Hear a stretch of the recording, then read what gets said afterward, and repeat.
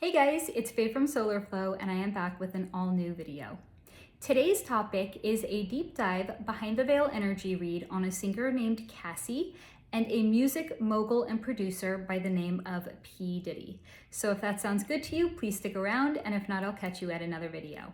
Now, before we dive in, I just want to share with you guys, this has been the #1 most requested topic that you guys have asked me to look into since I have opened up the floor for topics for the next AMA. And if you've been here for a while, you know that if a topic is long enough, they get their own video. Very much the case of what happened here. And if not, it gets parlayed and rolled into the next AMA.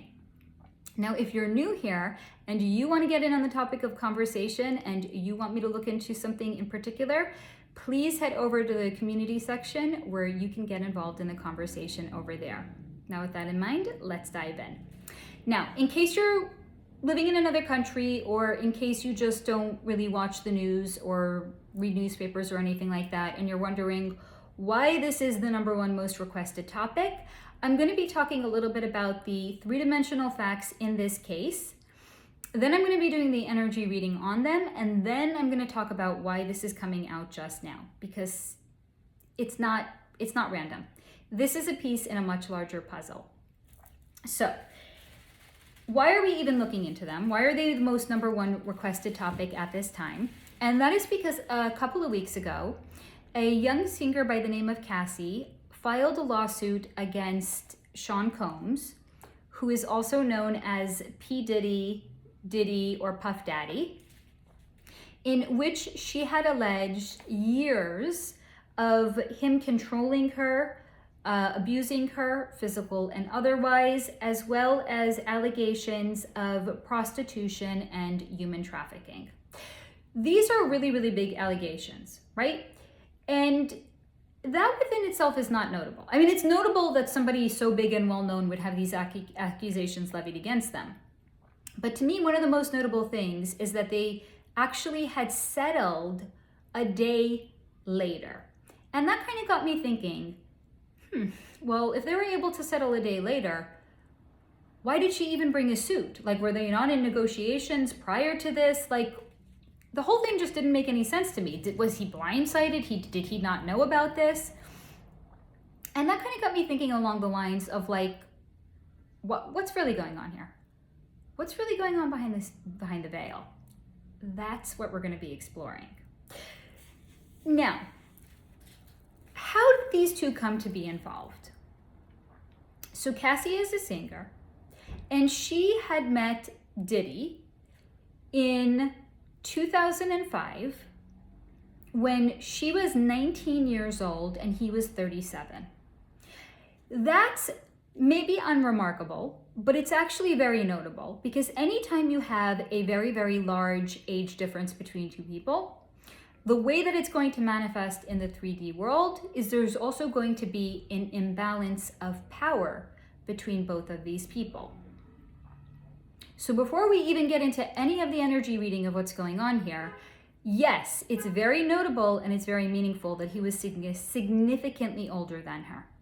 Now, there's another additional example of how this was a imbalance of power between the two, because Cassie is a singer, and P Diddy, even though he himself had a musical career in his own right, he was really able to parlay that into further success by becoming a producer and a mogul, a music mogul.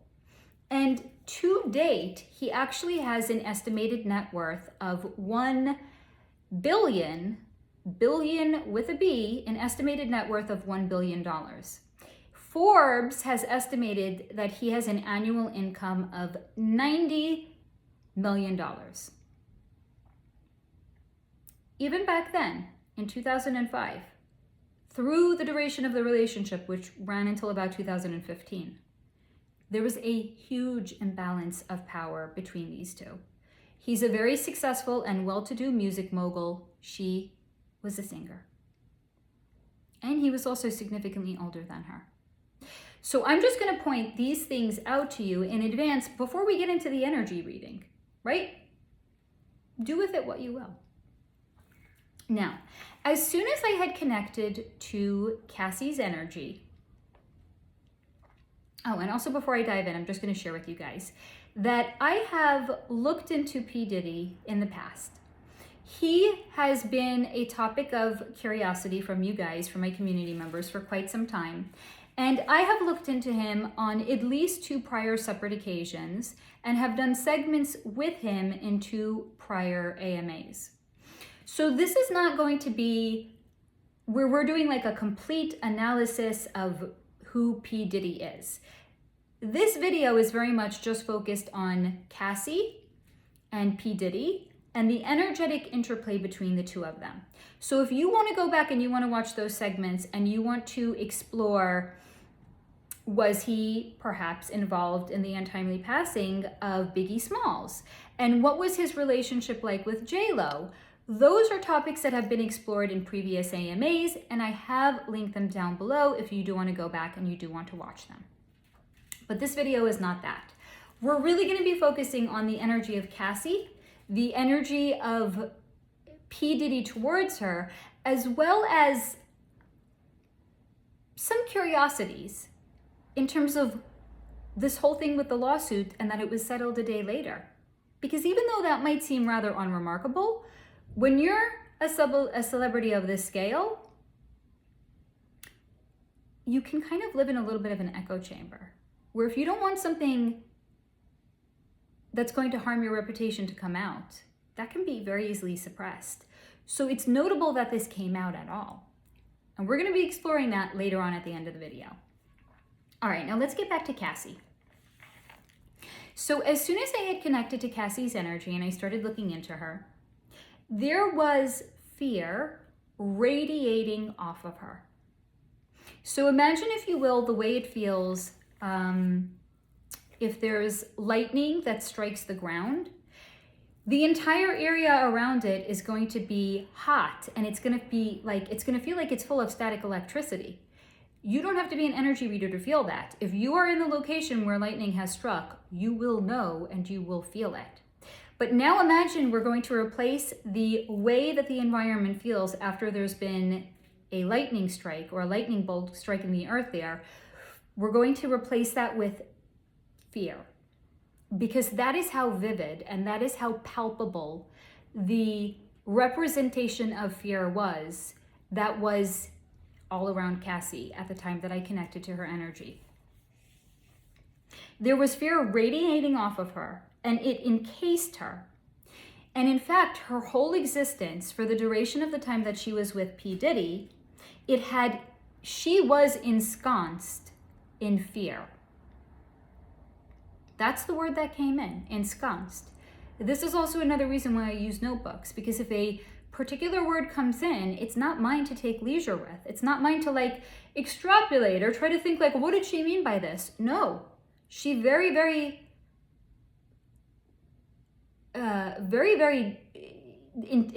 what's the word I'm looking for? Intentionally. She very intentionally chose the word ensconced. The entire duration of her relationship with Diddy, she felt ensconced in fear. Now, she also had shared with me it's taken her years to only now begin to regulate her nervous system and to feel comfortable to speak out about these things. Because they were involved from 2005 until approximately 2015. We're now in 2023, almost 2024. So this is what, like 8 years later? So I think because of the time that has passed, a lot of people could be looking at this and they could be like, this is a money grab, or she's a jilted ex, or her career hasn't gone the way that she wanted to. So now she's just bringing these allegations against him because it's a money grab, right? Like there's all of these ways in which it could be perceived. But she is actually sharing that it took her years to begin to regulate her nervous system and to only now begin to feel safe to speak out about these things. And in addition to that, not just to speak out about it, but to be okay with the fact that she, in fact, might be perceived as being weak, and to also be okay with the fact that she's opening herself up to any potential victim blaming, because that's a very real concern. not just for her. For anybody that comes out and they starts to speak out about allegations of abuse, there's any number of things that people are going to say about them. One of them is, yes, they're the jilted ex, right? The other one is they're going to be perceived as the weak person. They're going to be perceived as the liar. People are going to start to question, people who don't understand it really don't understand the dynamic and the power play that goes on between an abuser and their victim, and how trauma bonds will actually change the brain chemistry in people, where they literally feel bonded to their abuser, the person that's abusing them. But again, people who haven't gone through it and don't understand it, they're going to look at the victim and they're going to be like, well, if it was so bad, why didn't they leave? Not understanding that they're hooked in, akin to the way that somebody can become a drug addict. But it's to another person, and the person is their abuser. So she really had to be okay with the fact that by sharing this, she was going to be portrayed possibly in a bad light, and where people are going to be questioning her. Because this is the thing. When allegations of abuse come out, it's not only the perpetrator's reputation that takes a hit, it's the victims as well. So while, yes, she acknowledges this could be seen as a money grab, for Cassie, this was her taking a public stand to regain her power and to have her voice be heard.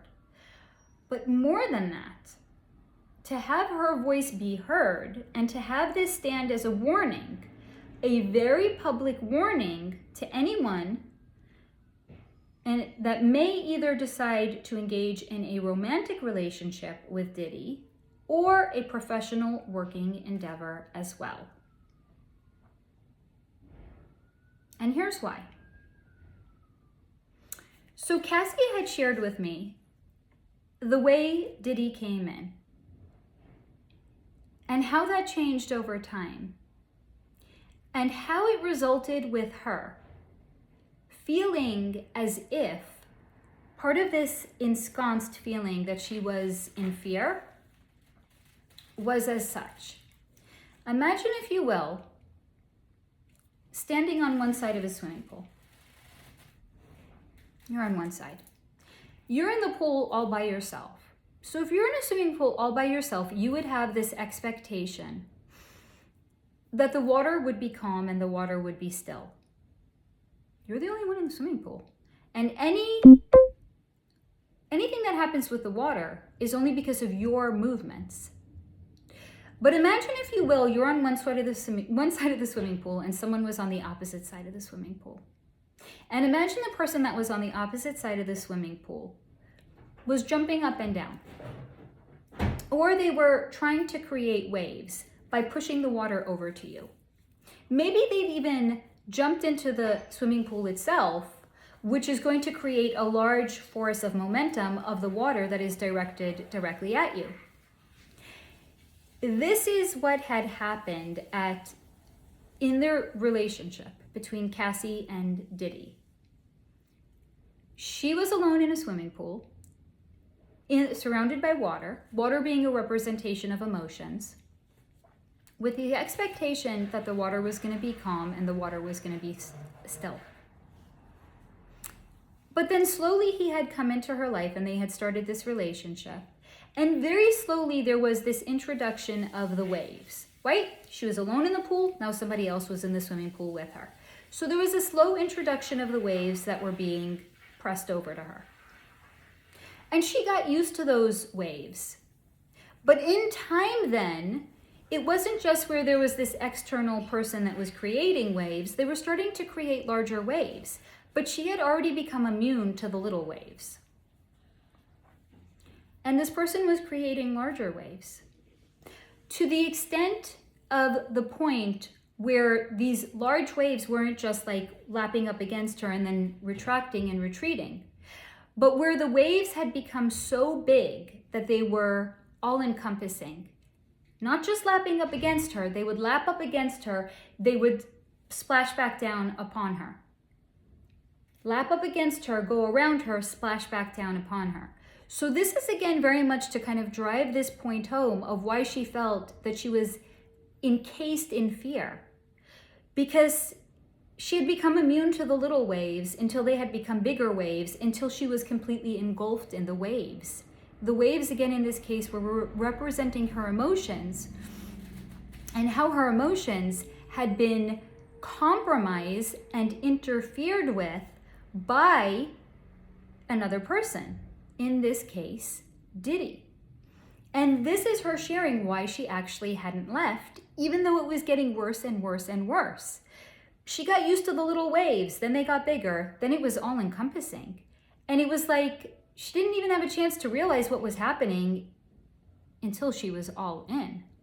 And that then is what really has wrecked her internal nervous system, that it's taking her years to get back to any semblance of normality, in which she now wants to speak out and share what had actually happened to her. You might be wondering then, if it was so bad, how'd she even get involved with him? This is what she shared.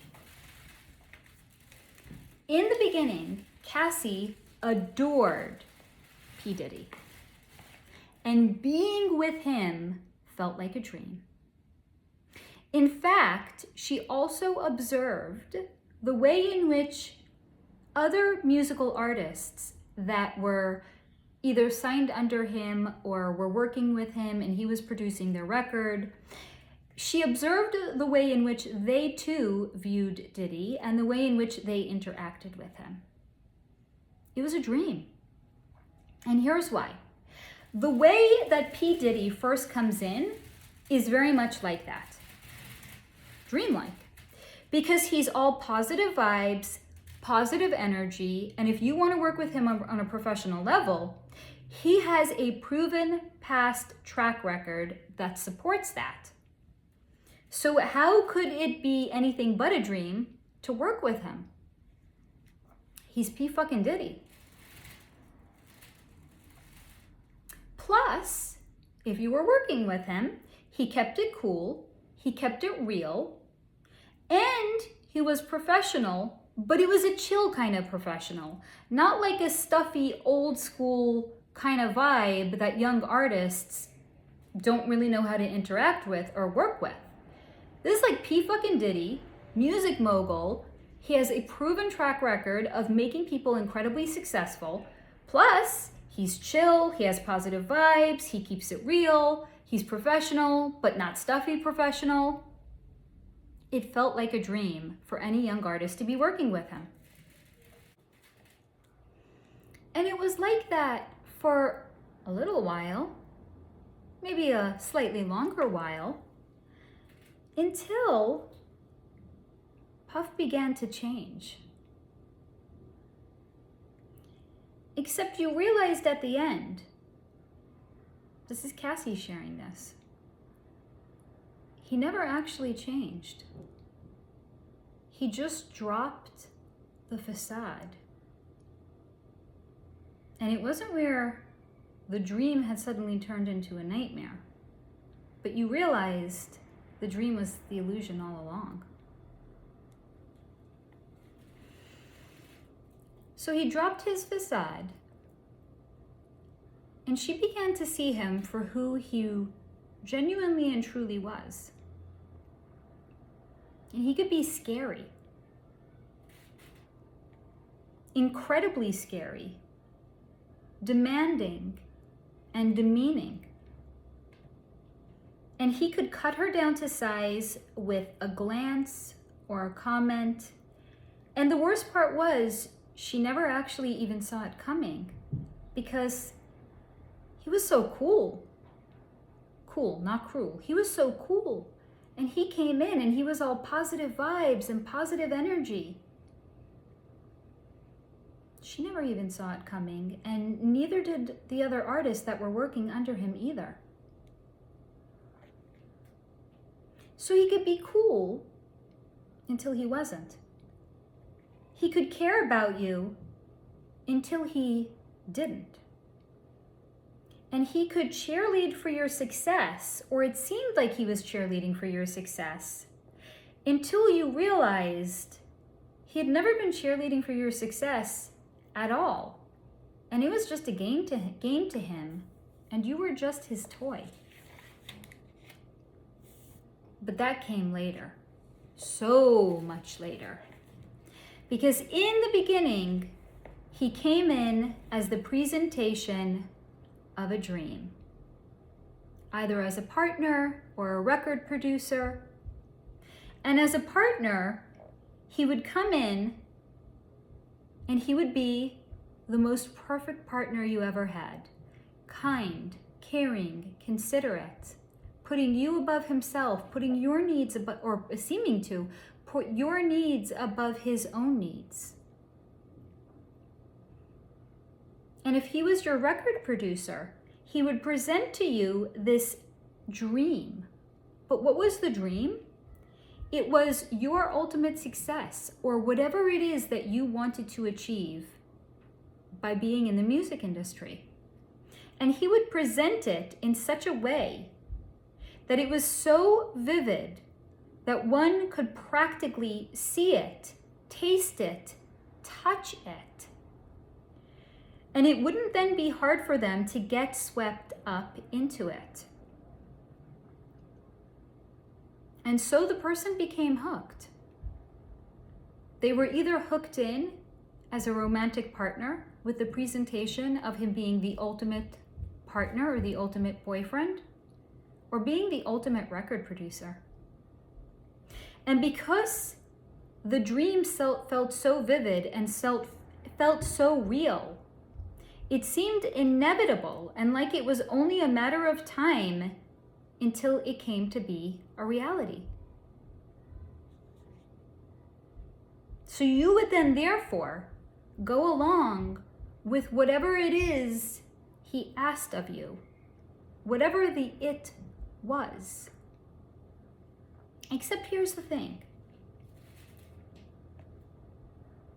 The it started to change in time. And because Diddy was going to make your dream into a reality, and if he was willing to work so hard for you, then you had to give a little as well, didn't you? Except the problem was that no matter how little the give was that he asked at first, the gives got bigger and bigger and bigger. And then his demands were bigger and made you more and more uncomfortable along the way. Until one day, the person he was in a relationship with, or the person that was working with him, would realize, or come to the realization, or come to the conclusion that they actually, in fact, were doing more and more, and they were getting less and less. And they were wondering how they got there. So it's akin, if you will, to falling asleep on the subway in the Bronx, meaning to get off in Manhattan. But you fall asleep on the train, and the next thing you know, you wake up and you're in Brooklyn. And you're not like just over the Brooklyn Bridge. You're like way the deep fuck. You're like at the end, the last stop. You're at the train depot in Sheepshead Bay. It's like deep in Brooklyn. It's the last fucking stop on the train. And you're like, how did I thought I fell asleep for a short amount of time. I was gonna only go a couple of stops, and the next thing I know, I'm like 90 minutes from my destination. How did I get here? It was because the asks were so small until they got bigger and bigger and bigger, and until you realized he's asking more of me than I'm getting back in return. And as a romantic partner, it's not a good feeling. It wasn't for her, certainly. And if she spoke up, or she inquired, or asked about her own needs and the things that were important and mattered to her, she was met with rage, and she was accused of being ungrateful for all that he had done for her and all he was going to continue to do for her. And she was accused of being selfish. Now, similarly, she observed this playing out with the artists that were working under him, where they too, if they inquired about their own projects and their own success, would be met with rage, similarly also accused of being ungrateful for all Diddy had done for them. Same playbook, all he was going to continue to do for them. And even if they couldn't see it, and even if they couldn't see what was happening behind the scenes, he was working hard for them. And did they, ungrateful little snot that they were, did they not know what it took to get these things done? And how dare they be so selfish to only focus on themselves when he had asked just this one little thing of them? And again, no matter how little that one thing was, it got bigger and bigger and bigger. But at the point the asks were bigger, they had already been cowed into submission by him. He thus, therefore, really made the artists believe what he told them. That he was working on things for them, but these things took time, and he was working tirelessly behind the scenes, even if they couldn't see it. So the least that they could do for him was this one little thing, whatever it was. And he truly got them to believe that they were in fact the selfish ones, and they were ungrateful.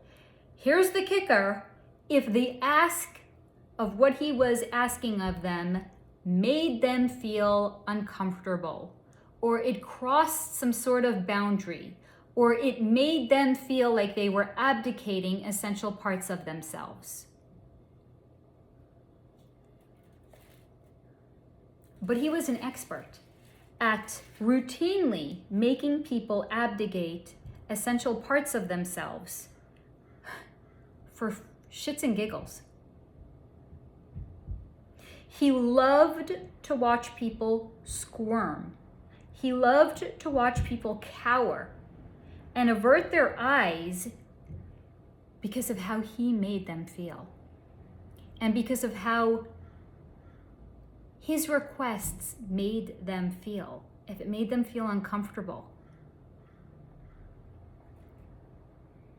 And he loved it because he loved the fact that he could bully people into giving up essential parts of themselves for him because he asked it of them, or demanded it, or bullied them into it. He felt powerful. He felt omnipotent. Nay, he felt like a god. And they were nothing to him. Nothing but pawns on a chessboard that he moved either for fun, or out of boredom, or leisure, or just because he fucking felt like it. No reason necessary. Even if it served no actual purpose, he would get people riled up and get them into a tizzy, and getting them to do things that made them feel uncomfortable, because when they did it for him, he felt like he was a god. Because these are the fucked up things that those high up in the club can do when they fucking feel like it. Because yes, you don't get to be worth $1 billion, and you don't get to have an annual income of $90 million if you are not in the club. And if you don't know what club I'm talking about, there be any number of clubs playing out on the world stage. There's the Hollywood club and the movie industry. There's the music club and the music industry. There's the politicians' clubs. There'll be a lot of different clubs playing out on the world stage. We just don't know about them because we're not the 1%ers, but they are. And if you want to learn more about that, I have linked some videos down below in which you can learn about the movie industry and the music industry and how those actually operate behind the veil.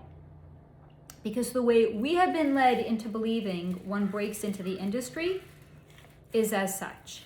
You want to get into the movie industry, you got to do some acting classes, you got to get some headshots taken, you got to get yourself an agent, you got to get your agent to get you some shit roles until you can work your way up into the industry, and then you become a Brad Pitt or an Angelina Jolie.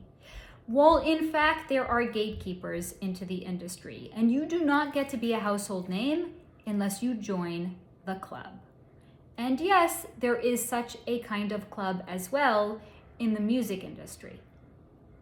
But in the music industry, you don't get to be a best-selling artist by recording a demo tape and sending it into producers, or posting videos of yourself singing online, or entering a talent competition that's going to air on TV. Maybe that's how they're going to first become aware of who you are. But once they're aware of who you are, you got to pay to play. And you're not paying with your talent. You're paying with your energy and how they're going to siphon it off of you. So there'll be a lot of secret clubs going on in the world right now. And P Diddy is at the top of one of them. Again, you don't get to be a household name if you aren't in the club. You don't get to be worth $1 billion if you aren't in the club. He is high up in the club. Now, this is where you might actually be wondering. So, okay, he plays with people, right? Cassie was nothing but a plaything for him. What about the artists? The artists that he was making feel uncomfortable or abdicating essential parts of themselves to him. Like, didn't he not want them to be successful? Because obviously if he was their producer and they're successful, then he would be more successful. Guess the fuck what? Dude's bringing in $90 million a year. He doesn't need whatever contribution their success is going to make. At this point, they're fucking toys to him. Because as I've shared in other videos, money, if you have all the money in the world and you have no money in the world and you're broke, money means nothing to you. Because if you don't have it, you can't do anything with it. And if you have all of it, or you have an abundance of it, there's nothing you can't do with it. He's on the opposite spectrum where he's like, I can have anything I want in the world. Okay, money has lost all meaning and value to me. It's fucking boring. So what does he do for entertainment? He plays with people. Now, you might then be wondering, why did this now become a breaking story, right? And I kind of addressed part of that at the beginning, where I had said it took Cassie some years after the end of the relationship in which her nervous system had begun to regulate itself, in which she could speak out about this, right? So strictly, like from a Cassie perspective, it's because it took time for her to feel safe enough to share the experiences that she had endured and to be okay with however she was going to be perceived on the world stage because of it. So I'm not talking about like strictly in the 3D, like why now did Cassie decide to speak out about it? I'm more saying because things like this have been going on low-key behind the scene for years. Why now? Is this the first hint of any impropriety on P. Diddy's part? Why now is this coming out onto the world stage? That's more what I'm asking. So, here's what was shown to me. Anytime there is a breaking story that comes out against somebody, I'm not talking about like your neighbor Millie, and she's important, right? Every soul alive is important. In the grand scheme, in the big picture, she's not important where people are going to be talking about her. So we're talking about actors on the world stage.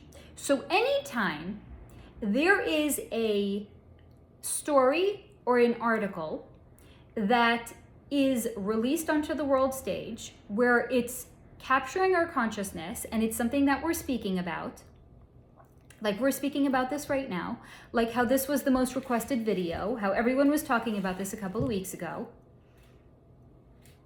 Anytime something like this breaks, it serves a purpose. It's a piece in a puzzle. The question is, what piece in what puzzle? And here's a couple of ways in which we can distinct what purpose this serves. Because I want you to look at it this way. If someone's in the club and they're high up in the club, like P Diddy, then the club takes care of their own. That means they're going to insulate their own. They're going to protect their own. They're not going to allow any stories that are going to tarnish the reputation of their own, because the club protects their own. Now you may be asking, okay, Faye, let's say they protect their own. So what happened with Harvey Weinstein? Was he not in the club? He sure the fuck was. Here's the thing. The club, just like members in the club will look at regular people that are not in it, like we're toys and we're pawns and we're playthings, the higher up somebody is in the club, they can do that to lower people that are below them in the club. That's very much what's going on in the Hollywood industry. There's the people on top, and in their boredom, they will wreck marriages, they will break people up, they will put people together in fake artificial relationships. It could even be people that hate each other, and they do it very much for their entertainment. And it's part of the pay to play. So Harvey Weinstein was in the club. But sometimes what those on top will like to do is they will throw one of their own under the bus to keep everybody else on their toes and to play with them. Because it was a big open secret in Hollywood what Harvey Weinstein was doing. It wasn't like no one knew about it, like everyone was pretending, and then one day the story broke and everybody was standing around aghast and they were horrified and they're saying, no, that wasn't the Harvey I knew. The hell it wasn't. Everyone knew. Everyone was okay with it. No one had a problem with it. But in the boredom of those that were above him, they decided to allow this to play out on the world stage, because when the club turns on one of their own, it stands as a warning to other people in the club. You could be next. You could be a loyal servant of the club. You won't even see it coming. But it plays out on the world stage. So again, how do we know if this story that's playing out on the world stage between Cassie and Puffy, P Diddy, are they not turning against one of their own? Are they not throwing him under the bus? Here's how you can tell the difference. If the club is turning against one of their own, it's going to play out big time on the world stage. And it's not going to be a story that's here today and gone tomorrow, right? It's not going to be like she filed a lawsuit, the story broke, they settled the next day. It's something that, because he's vehemently denying it, right? Puffy's like, no, her allegations are a distortion of reality, right? He's vehemently denying it. So if he's so vehemently denying it, would it not then behoove him to clear his name? What better way to clear your name than to allow this to go to a trial and to allow this to play out and to clear your name in the legal system? But he didn't do that. The lawsuit was brought on a Friday and it was settled on a Monday or something like that. That's how you know this was not the club turning on one of their own. Because if they were, his name would have been dragged through the mud for months and months and months on end, and this trial would have gone all the way through, and Cassie would have been bringing other witnesses that would corroborate her story, or other people that had also been wronged by him, and more people would be coming to the fore to make their own allegations against him. Because when the club takes down one of their own, they destroy your name. And in addition to destroying your name, it is capturing the consciousness of people on the world stage for weeks and months. Because it's doing what? It's usurping our free will by exposing us to it, whether or not we want to know. So that brings us again back to this case. And it got me again thinking, when I had heard about this, that they had settled in one day. And I was thinking to myself, well, that's kind of interesting and that's kind of notable. So it made me wonder, well, like, did any suit have to be brought out at all? Like, what was the purpose in this? Was he blindsided? Did he not know about this? Because if they settled in a day, then ostensibly her attorneys would have gone to his attorneys and they would have been like, we're going to go and file a lawsuit, or we're going to go to the press. This is the sum of money that we're asking for. And he could have been like, okay, I'll pay it. Or he could have been like, fuck you. But he wasn't blindsided. He knew about this. So if he knew about this and the lawsuit was allowed to go through, it serves a different kind of a purpose. But again, this was a case of filed today, gone tomorrow. And that's an indication that this was not actually the club turning on one of their own. So if it wasn't where they were turning on one of their own, what is this? This was shown to me as either confirmation for those of us who may know, or it's a breadcrumb for the future. And I'll explain what that means. So, here's the thing. Anything that's making it into the world stage has to be approved. And let me actually reword that. Anything that's going to be revealed through the media and on the news has to be approved in advance. Just like when Chris Rock had told the joke about Jada Pinkett Smith's hair at the Academy Awards, that joke had to be approved in advance. Because if you're lower down in the club, you do not get to make jokes about someone above you in the club unless you get permission. And the media, being an arm of the club,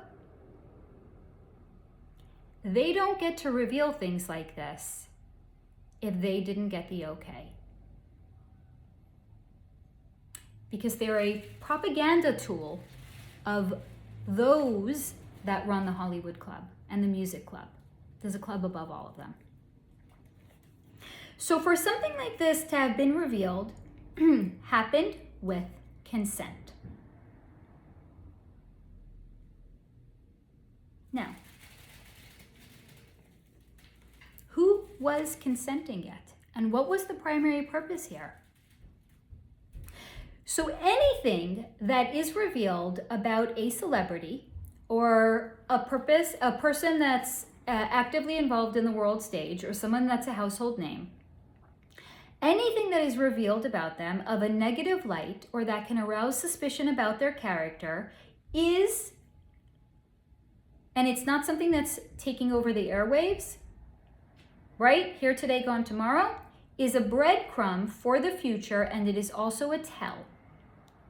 It is a tell of what that person has been doing all along behind the scenes without anybody's knowledge. So go back, and if you haven't, and you can do a little bit of the legwork and the research and finding out what the suit had alleged against P Diddy. Because what Cassie alleged has been going on not just between him and Cassie, but between him and many other people as well. Because it's a tell, it's a reveal. However, because this is not a case of the cabal or the club turning against one of their own, and that's going to be played out on a very public level, because what better way to establish your dominance over somebody that's below you in the club than by not just raising suspicion about their character, but by basically eviscerating their name and their good standing out in the world, a la Harvey Weinstein. The reason those things play out so publicly and on the world stage, where it's almost like you can't get away from it, it's done that way because that is an element of usurping our free will. Does everybody want to know? Does everybody care? Doesn't fucking matter. It's all we're going to talk about. And the only people that are going to do something that way to usurp your free will are the people that have been usurping your free will all along. But when it's used for the purposes of breadcrumbing and to illuminate what has been going on behind the scenes, but it's quick, here today, gone tomorrow, that's done specifically just for the purposes of creating a breadcrumb trail and maybe allowing that one thing to act as the first domino in a person's mind. Because maybe when they're going to hear about this, they're going to be like, wait a minute. So allegations have been made about Diddy, and Kesha has made allegations about a music producer that she had worked with. And wait a minute. Hold on. Steven Tyler had allegations made about him about being involved with an underage person. Wait a minute, didn't Steven Tyler also have a charity organization? And hold on, weren't there allegations that the people who worked in the charity organization were having sex with underage minors that they were supposed to be taking care of and protecting? Wait a minute, hold on. Steven Tyler had that. Wait, there's been allegations that Madonna's organization also... Wait, there was sexual abuse allegations with her organization? Hold on, didn't Oprah Winfrey also have a charity organization? And didn't she have like a girls' school? And weren't some of the girls in her school claiming that there was sexual abuse? Wait a minute. This is literally the way it can happen, where the information that comes out, but it's quick, it can act as the very, very first domino that's going to start to fall, and it's going to start to wake people up and illuminate to them what has in fact been going on behind the scenes all along. But it's never done with the intention of usurping people's free will. Because not everybody wants to know. Not everybody wants to know what's been going on. And if this was going to be broadcast 24/7 on the news, where you could not escape it, and it was all the newspapers, like this was what? This was like a news story for like 24 hours or 48 hours, and then it vanished. The sum that they settled on hasn't even been reported. And it's done with this way because it's designed to capture someone's attention should they be interested in pursuing this and seeing where this goes, and perhaps connecting all of the dots. Because the allegations against Puff Daddy are rather horrific. And for somebody that is a fan of his music, to find out that he has been doing this, not just to Cassie, but a bunch of other people, that's a strong ask. That's a big old motherfucking horse pill for them to swallow. And what if they don't want to swallow it? So all of these news stories that are coming out about various different people in the industry that are in the club, and it's coming out as a way to start to wake people up and breadcrumb them, but only if they're interested. Because if they are not interested and this is shoved down your throat and it's all the news is starting with and leading with and it's in every newspaper, that's usurping our free will. Not everybody wants to know the truth of what their favorite celebrities have been up to. Not everybody wants to know the truth about their charity organizations and what genuinely goes on in these organizations. So the fact that this was put out onto the world stage, but it was done very, very quickly, is evidence of the fact that this is not the handiwork of the club turning against and eating one of their own. Because that shit would be shoved down our throats and there would be no escape from it. But when it's breadcrumbed like this, it's either an indication to those of us who maybe know or have been suspicious about people we think may be in the club, it's confirmation that they are in fact in it and what they've been doing all along with other people as well.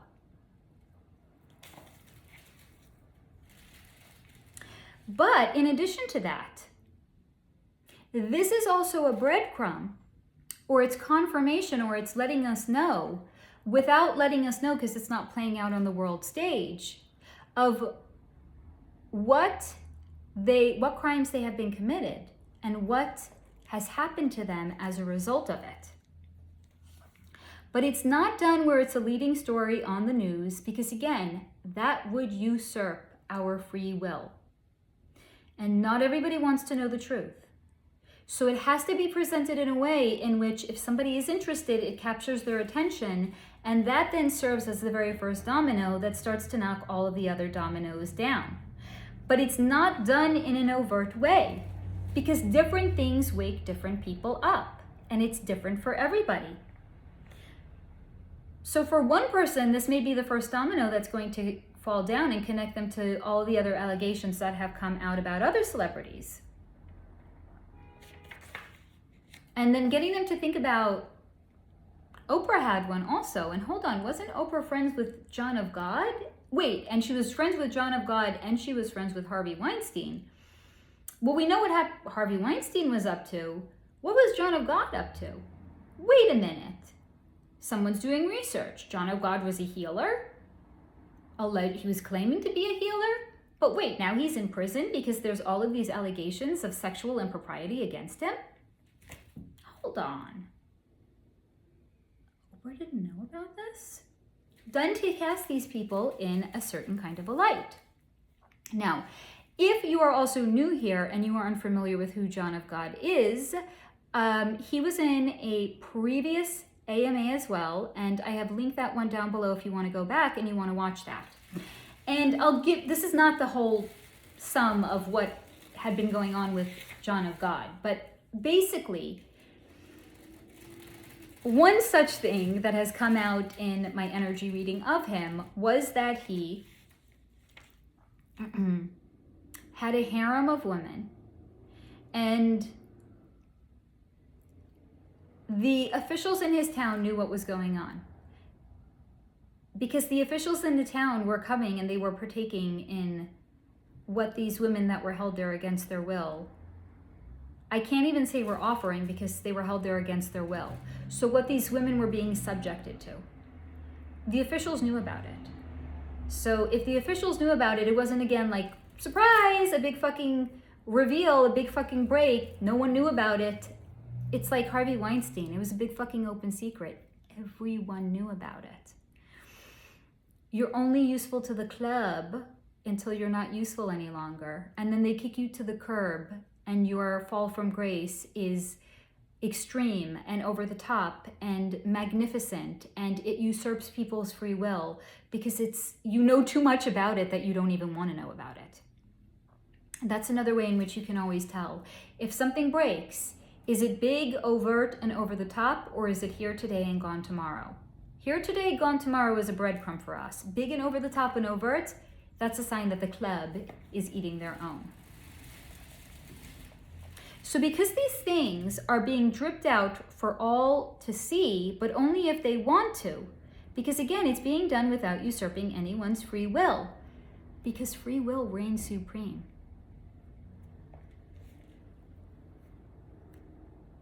So the purpose in what was going on with P Diddy, this story breaking now, and the importance of it was not to take him down, but to reveal, first and foremost, what he has been up to, not just with Cassie, but with other romantic partners and with other recording artists that he had worked with. It was not done with the intention to take him down, a la a Harvey Weinstein or a John of God, but it is to let us know behind the scenes what he has been doing all along, and what are the charges that have been brought against him, even if we don't see it. Because if it was filed in one courthouse with a reveal of these charges, that too is a reveal of what's been brought against him in other legal proceedings as well. And if you don't know what I am referencing, I have a members only video on military tribunals, and if you want to join my membership and gain access to exclusive content that I am producing, or if you want to join our live streams, or if you want to have mini energy readings done, there is a link for my membership down below. But if something is, again, I'm going to recap it just by saying, because this is a tale not just about a Cassie and a Puff Daddy or a P Diddy. Cassie is the reveal. It's where she is reclaiming her power through a reveal of what P Diddy is genuinely and truly like. But if it wasn't her that was going to be discussing these things, and if it wasn't her that was going to be bringing the lawsuit against him, there would have been other people that were going to have to be stepping forward. Because it's a reveal to us for the future, perhaps, if we wake up in the future, or for those of us that may be awake and may be wondering, who's in the club and what are they actually up to? Because again, if it's in one such courthouse where there's legal proceedings that are brought against somebody, it's letting us know that legal proceedings have been brought against somebody for these charges. And the fact that it was so quickly filed and settled is an indication it's not meant for us to know right now. Because if we know about it, it is usurping our free will. So this is bigger than a Cassie and a P Diddy. It's bigger than a Harvey Weinstein and all of the people that he has egreged in the industry. It's bigger than a Madonna and the allegations of sexual impropriety with her charity organization. It's bigger than a Steven Tyler. It's bigger than an Oprah Winfrey. Everything that is coming out on the world stage right now is a drip, drip, drip reveal of what's been playing out behind the scenes in the industry all along. Because I have shared in many of my other videos, part of our ascension process and part of our awakening process is where we're starting to break up with so-called false idols. Anybody that we look up to in the movie industry is a false idol. Anyone that we look up to in the music industry is a false idol. And it's also creating a caste system of haves and have-nots, where we have been trained to look up to people that are in the industry as if they are somehow better than us, because their name is known on the world stage and ours isn't. So when stories like this come out, it's actually a reveal and a reminder that just because someone is a household name and they're worth $1 billion doesn't mean they have a good character. It doesn't mean they have a good nature. But it does mean they're sure as fuck in the club. So if you haven't seen my videos on the music industry and the movie industry, I highly encourage you to please go back and watch them. They are linked down below. So this is the reading that I have for you on Cassie and P Diddy. Though it, I'm sure, be different than what a lot of you were wondering, right? What was really going on between these two? This is again a reminder, it wasn't just between these two. It's a reveal of what's actually been going on behind the scenes with Puffy and any number of other people as well. So as always, guys, I hope that you have enjoyed this video. I hope that you have found it to be interesting, maybe thought-provoking, and take what resonates and please leave the rest behind. And as always, and until next time, stay in the high vibration.